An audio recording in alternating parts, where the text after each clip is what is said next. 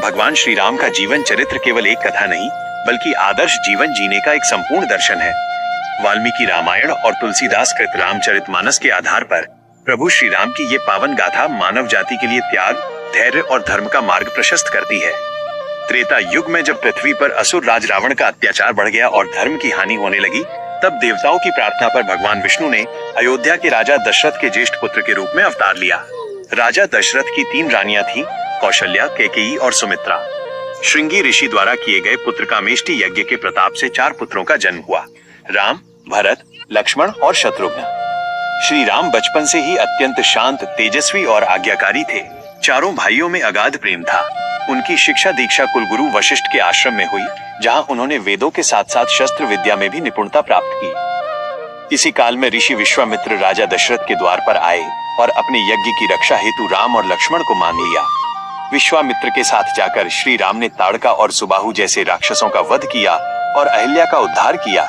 इसके पश्चात वे जनकपुर पहुंचे, जहां भगवान शिव के धनुष को तोड़कर श्री राम ने माता सीता से विवाह किया। श्री राम के विवाह के पश्चात अयोध्या में हर्षोल्लास का वातावरण था। राजा दशरथ ने राम का राज्याभिषेक करने का निर्णय लिया, किंतु दासी मंथरा के बहकावे में आकर रानी कैकेयी ने राजा दशरथ से अपने वे 2 वरदान मांगे, जो राजा ने युद्ध में उनकी सहायता के बदले देने का वचन दिया था। 1. भरत का राज्याभिषेक। 2. राम को 14 वर्ष का वनवास।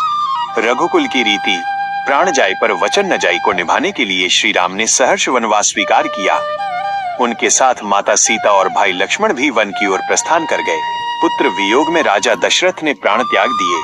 जब भरत को ये ज्ञात हुआ तो उन्होंने राजपद स्वीकार करने से मना कर दिया और राम को वापस लाने वन गए।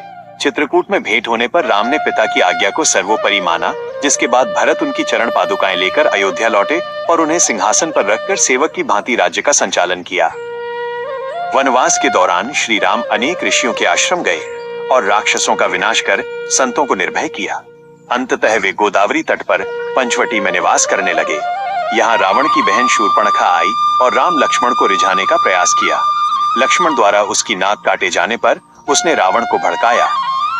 रावण ने प्रतिशोध लेने के लिए मारीच को स्वर्ण मृग बनाकर भेजा। जब राम और लक्ष्मण मृग के पीछे गए, तब रावण ने साधु का वेश धरकर माता सीता का छल से हरण कर लिया। सीता को खोजते हुए श्री राम की भेंट जटायु से हुई, जिसने रावण की दिशा बताई। मार्ग में उन्होंने शबरी के जूठे बेर खाकर भक्ति का मान बढ़ाया और मतंग ऋषि के आश्रम की ओर बढ़े। सीता माता की खोज में श्री राम ऋषिमुख पर्वत पहुंचे, जहां उनकी भेंट हनुमान और वानर राज सुग्रीव से हुई। श्री राम ने बाली का वध कर सुग्रीव को राज्य दिलाया। बदले में सुग्रीव ने सीता की खोज के लिए चारों दिशाओं में वानर सेना भेजी। हनुमान जी ने अपनी शक्ति के बल पर समुद्र लांघा और लंका पहुंचकर माता सीता का पता लगाया। उन्होंने लंका दहन किया और राम को माता सीता की चूड़ामणि लाकर दी।